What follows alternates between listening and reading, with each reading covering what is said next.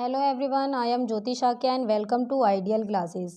आज के इस वीडियो में हम डिस्कस करने वाले हैं संधि से रिलेटेड क्वेश्चन, क्योंकि संधि यूपी लेखपाल और यूपी पुलिस दोनों के लिए ही बहुत महत्वपूर्ण है। इससे रिलेटेड दो क्वेश्चन 100% आते ही आते हैं, तो आपके 2 नंबर पक्के हैं। बस आपको क्या करना है, इस वीडियो को ध्यान से देखना है और जो जो पॉइंट मैं बता रही हूँ उनको अच्छे से याद रखना है। ठीक है, चलिए चलते हैं क्वेश्चंस की तरफ। फर्स्ट क्वेश्चन है हमारा, दो या दो से अधिक अत्यंत समीपस्थ वर्णों के मेल से जो परिवर्तन होता है वह है संधि विच्छेद, व्यंजन, स्वर या संधि। तो इसका सही आंसर है संधि। जब अत्यंत समीपस्थ वर्णों के मेल से जो परिवर्तन होता है उसे क्या बोलते हैं? संधि। और जब इन समीपस्थ लाए वर्णों को दोबारा से इनको मूल पदों में परिवर्तित किया जाता है तो उसे बोलते हैं संधि विच्छेद। ठीक है। और व्यंजन होते हैं वे वर्ण जिनका उच्चारण स्वरों की सहायता से किया जाता है, और स्वर होते हैं वे वर्ण जिनका उच्चारण करते पर बिना मतलब कोई भी अवरोध उत्पन्न ना हो, कोई भी रुकावट हमें देखने को ना मिले, उनका स्वतंत्र रूप से उच्चारण किया जा सके, उन्हें ही बोलते हैं स्वर। ठीक है। नेक्स्ट क्वेश्चन है हमारा, संहार का संधि विच्छेद क्या होता है? तो संहार का संधि विच्छेद क्या है? संहार, सन प्लस हार, सम प्लस हार और सम प्लस हार। तो इसमें से जो सही है वो है हमारा सम प्लस हार। इसमें कौन सी संधि है? तो मैं बता दूं आपको, इसमें व्यंजन संधि है। क्यों? क्योंकि इसमें देख रहे हैं प्रथम पद का अंतिम वर्ण जो है वो व्यंजन है, और इसके बाद आने वाले, बाद में चाहे स्वर आए या व्यंजन आए, दोनों दोनों कुछ भी आए बाद वाले शब्द में पहले, लेकिन उससे जो इस वाले व्यंजन का जो परिवर्तन आता है, इस व्यंजन में जो परिवर्तन आता है उसी को ही क्या बोलते हैं? व्यंजन संधि बोलते हैं। इसमें देखने को मिल रहा है कि ये किसके रूप में बदल गई है? एक बिंदी के रूप में बदल गई है। माँ जो है वो बिंदी के रूप में बदल गया, यानी कि व्यंजन वर्ण जो है उसमें परिवर्तन आया। तो वहाँ पर कौन सी संधि होगी? व्यंजन। व्यंजन संधि की परिभाषा पूछी जाए तो व्यंजन संधि की परिभाषा क्या होती है कि व्यंजन के बाद स्वर या व्यंजन आने से उस व्यंजन में जो परिवर्तन होता है उसे क्या बोलते हैं? व्यंजन संधि बोलते हैं। ठीक है, चलिए नेक्स्ट क्वेश्चन देखते हैं। नेक्स्ट क्वेश्चन क्या है, श्रद्धानंद का विच्छेद क्या है? तो श्रद्धानंद का विच्छेद क्या है? श्रद्धा प्लस नंद, श्रद्धा प्लस आनंद, श्र प्लस धनंद या श्रद्ध प्लस आनंद। तो इसका सही आंसर है श्रद्धा प्लस आनंद। और इसमें संधि कौन सी है? इसमें दीर्घ स्वर संधि है। क्यों? क्योंकि देख सकते हैं प्रथम पद का अंतिम वर्ण कौन सा है? आ, और द्वितीय पद का भी प्रथम वर्ण कौन सा है? आ। तो दोनों को मिलाकर क्या बनेगा? बड़ा आ। इसीलिए यहाँ पर क्या आ रहा है? श्रद्धानंद। और अगर दीर्घ स्वर संधि की परिभाषा पूछी जाए तो क्या होता है? दीर्घ स्वर संधि में आ, ई, उ और री के बाद अगर समान स्वर आने पर दोनों के मिलने से क्या होता है कि वो वर्ण जो हैं वो बड़ा आ, बड़ी ई, बड़ा उ और री में परिवर्तित हो जाते हैं। ठीक है, तो वही यहाँ पर हो रहा है, इसलिए यहाँ पर कौन सी संधि है? दीर्घ स्वर संधि है। नेक्स्ट क्वेश्चन देख लेते हैं। नेक्स्ट क्वेश्चन में क्या है कि निराकार का संधि विच्छेद है। तो निराकार में कौन सा संधि विच्छेद है? नी प्लस आकार, निर प्लस आकार, निरा प्लस आकार और निराका प्लस र। तो इसमें से जो सही है वो कौन सा है? ए, नी प्लस आकार। और इसमें देखिए क्या दिख रहा है, ये लगा हुआ विसर्ग। तो यहाँ पर कौन सी संधि है? विसर्ग संधि है। ठीक है, नेक्स्ट देखते हैं, कल्पांत शब्द में कौन सी संधि है? तो कल्पांत शब्द में गुण संधि है या यण संधि है या दीर्घ संधि है और या फिर व्यंजन संधि है? तो इसमें देखेंगे ध्यान से तो कौन सी संधि है? दीर्घ संधि है। ठीक है, यानी कि सी। नेक्स्ट क्वेश्चन है, निकलंक। निकलंक का सही संधि शब्द कौन सा है? तो निकलंक का सही संधि शब्द है निष्कलंक, निष्कलंक, निष्कलंक या निष्कलक। तो इसका सही संधि विच्छेद है ए, यानी कि निष्कलंक। और यहाँ पर कौन सी संधि है? तो देखिए फिर से दिखाई दे रहे हैं विसर्ग लगे हुए, तो यहाँ पर संधि कौन सी होगी? विसर्ग संधि। और अगर विसर्ग संधि की परिभाषा पूछी जाए तो क्या होता है? नहीं, इसमें जो रूल विसर्ग संधि का फॉलो हो रहा है वो कौन सा रूल फॉलो हो रहा है कि यदि विसर्ग के पहले इकार या उकार आए और विसर्ग के बाद का वर्ण क, ख, प या फ हो तो वहाँ पर जो विसर्ग है वो श में चेंज हो जाता है। यानी कि यहाँ पर विसर्ग के बाद हमें क्या दिख रहा है, क दिख रहा है, तो वहाँ पर क्या होता है कि ये जो विसर्ग है वो कौन से, इस वाले श में परिवर्तित हो जाता है। ठीक है, तो यहाँ पर वही हो रहा है, इसलिए ये क्या हो गया, निष्कलंक, और यहाँ संधि कौन सी है, विसर्ग संधि। ठीक है, नेक्स्ट क्वेश्चन देखते हैं। नेक्स्ट क्वेश्चन कौन सा है, भूधर्व का संधि विच्छेद है भू प्लस ध्व, भू प्लस ऊर्ध्व, भू प्लस ध्व और भू प्लस व। तो यहाँ पर जो सही आंसर है वो हमारा है भू प्लस ऊर्ध्व, क्योंकि यहाँ पे छोटा बड़ा ऊ और छोटा ऊ दोनों के मिलाने से, यानी बड़ा ऊ है और प्लस छोटा ऊ है, यानी कि समान स्वर आ रहे हैं, तो यहाँ पर कौन सी संधि होगी, दोनों को मिला के बनेगा बड़ा ऊ, और यहाँ पर कौन सी संधि है, यहाँ पर है दीर्घ संधि। ठीक है, जो मैंने आपको क्वेश्चंस में बताई है पहले भी। चलिए आगे बढ़ने से पहले हम इस पर थोड़ी सी डिस्कशन कर लेते हैं कि अगर आपने अभी तक हमारा ऐप डाउनलोड नहीं किया है तो प्ले स्टोर पर जाकर आइडियल क्लासेस ऐप डाउनलोड कीजिए और आप जिस भी एग्ज़ाम की तैयारी कर रहे हैं उससे रिलेटेड कोर्स परचेज़ कीजिए, जिससे आप ऐप पर मिलने वाली सभी सुविधाएं जैसे online classes, close test, PDF note आदि का लुत्फ़ उठा सकें। कोर्स परचेज़ करने के बाद आपको कुछ भी एक्स्ट्रा पढ़ने की बिल्कुल भी ज़रूरत नहीं है, क्योंकि आप जो भी कोर्स परचेज़ करेंगे उस पर आने वाली सभी वीडियो आपके सिलेबस से रिलेटेड होंगी।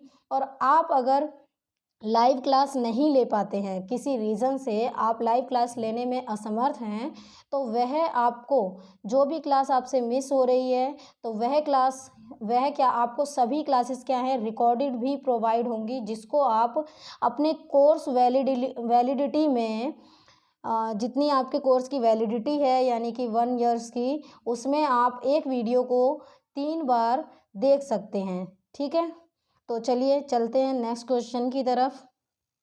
तो क्वेश्चन नंबर 8 है, जिसमें पूछा है नीरस में संधि प्रकार है, यानी कि नीरस में कौन सी संधि है। तो नीरस में हमारी कौन सी संधि है, अगर हम नीरस का वो देखते हैं विच्छेद, संधि विच्छेद देखते हैं तो क्या होगा, नीरस का संधि विच्छेद होगा नी प्लस रस। तो इसमें हमें विसर्ग लगा के करना पड़ रहा है, तो इसीलिए यहाँ पर कौन सी संधि होगी, विसर्ग संधि। और विसर्ग संधि में क्या बताया, विसर्ग के बाद इसमें क्या आ रही है, ये छोटी ई की मात्रा आ रही है, तो विसर्ग से पहले अगर छोटा ई या छोटा ऊ हो और विसर्ग के बाद रा हो तो ये किस में बदल जाता है, ये पूरा का पूरा बदल जाता है, अगर छोटी ई है तो वो बड़ी ई में, तो इसीलिए यहाँ पर ये किस में बदल गया, बड़ी ई में। ठीक है, तो यहाँ पर क्या है, विसर्ग संधि है। ठीक है, चलिए नेक्स्ट क्वेश्चन देखते हैं। नेक्स्ट क्वेश्चन में है वर्धूमी का संधि विच्छेद है। तो वर्धूमी का संधि विच्छेद क्या है, वधु प्लस उर्मी, वधु प्लस ऊर्मी या वधु प्लस उर्मी या वधु प्लस ऊर्मी। तो इसमें जो सही ऑप्शन है हमारा वो है वधु प्लस ऊर्मी। इसमें दिख रहा है आपको बड़ा ऊ, ठीक है, और प्लस बड़ा ऊ, दोनों को मिलाकर क्या बनेगा, बड़ा ऊ, यानी कि यहाँ पर कौन सी संधि है, यहाँ पर आप देख सकते हैं कि कौन सी, दीर्घ संधि है। जब समान स्वर आए और उससे हमारे उसी बड़े वर्ण का बड़ा वर्ण बनता है तो वहाँ पर कौन सा होता है, दीर्घ स्वर संधि होती है। ठीक है, तो वही है यहाँ पर। नेक्स्ट क्वेश्चन है उद्योग का संधि विच्छेद होगा। तो उद्योग का संधि विच्छेद क्या होगा, उत प्लस योग, उद प्लस योग, उद प्लस योग या उत प्लस योग। तो उद्योग का सही संधि विच्छेद होगा उत प्लस योग। इसमें कौन सी संधि है, देखिए इसमें है व्यंजन संधि, क्योंकि हमने स्टार्टिंग में भी पढ़ा था कि जब प्रथम पद का अंतिम वर्ण व्यंजन हो और उसके बाद कुछ भी आता है, व्यंजन आए या स्वर आए, उसके कारण जो इस व्यंजन में बदलाव आता है उसको ही क्या बोलते हैं, तो वहाँ पर कौन सी संधि होती है, व्यंजन संधि होती है। इसकी इसीलिए यहाँ पर कौन सी संधि है, व्यंजन संधि है। ठीक है। नेक्स्ट क्वेश्चन है, नवोढ़ा का संधि विच्छेद है। तो नवोढ़ा का कौन सा संधि विच्छेद होगा, नव प्लस उड़ा, नवो प्लस डा, या नव प्लस ऊड़ा, या न प्लस ओड़ा। तो यहाँ पर होगा सी, नव प्लस ऊड़ा। यहाँ पर कौन सी संधि है, तो यहाँ पर संधि है गुण संधि। ठीक है। क्यों, क्योंकि गुण संधि का रूल होता है कि यदि अ या अ प्लस उ हो तो वहाँ पर ओ हो जाता है। ठीक है। तो इसी रूल के हिसाब से यहाँ पर देखिए हम नव पढ़ते हैं तो यहाँ पर ये वाला अ का स्वर आ रहा है और प्लस यहाँ पर उ है, इन दोनों को मिलाकर क्या बना है, ओ बना है। तो यहाँ पर कौन सी संधि है, गुण संधि है। ठीक है। नेक्स्ट क्वेश्चन है, उल्लंघन का संधि विच्छेद है। तो उल्लंघन का है उल प्लस लंघन, उत प्लस लंघन, उ प्लस लंघन, या उलन प्लस घन। तो यहाँ पर जो सही संधि विच्छेद है वो है उत प्लस लंघन, यानी कि बी। और यहाँ पर कौन सी संधि है, तो यहाँ पर व्यंजन संधि है। क्यों, क्योंकि देखिए प्रथम शब्द का अंतिम वर्ण जो है वो व्यंजन है और उसमें बाद वाले व्यंजन के आने की वजह से परिवर्तन किया गया है, तो वो क्या हो गया, व्यंजन संधि। ठीक है। नेक्स्ट क्वेश्चन देख लेते हैं। नेक्स्ट क्वेश्चन में क्या है, नेक्स्ट क्वेश्चन है, मदोन्मत्त का संधि विच्छेद क्या होगा। तो मदोन्मत्त का संधि विच्छेद क्या होगा, मदन प्लस उन्मत्त, मदोन प्लस मत, मद प्लस उन्मत्त और मदो प्लस उन्मत्त। तो इनमें से जो सही संधि विच्छेद होगा मदोन्मत्त का वो क्या होगा, मद प्लस उन्मत्त। ठीक है। और इसमें संधि कौन सी है, गुण संधि है। गुण संधि का कौन सा रूल है, तो इसमें अ प्लस उ आ रहा है जो मिलाकर क्या बना रहा है, ओ। ठीक है। ये गुण संधि का रूल है कि यदि प्रथम पद के अंतिम वर्ण में आ या बड़ा आए और द्वितीय पद के स्टार्टिंग में, शुरुआत में उ या बड़ा उ आए तो वो क्या बनाता है, ओ बनाता है, जो यहाँ पर मदोन्मत्त हो रहा है। ठीक है। तो यहाँ पर कौन सी संधि है, गुण संधि। ठीक है। चलते हैं नेक्स्ट क्वेश्चन की तरफ, देखते हैं सज्जन का संधि विच्छेद क्या है।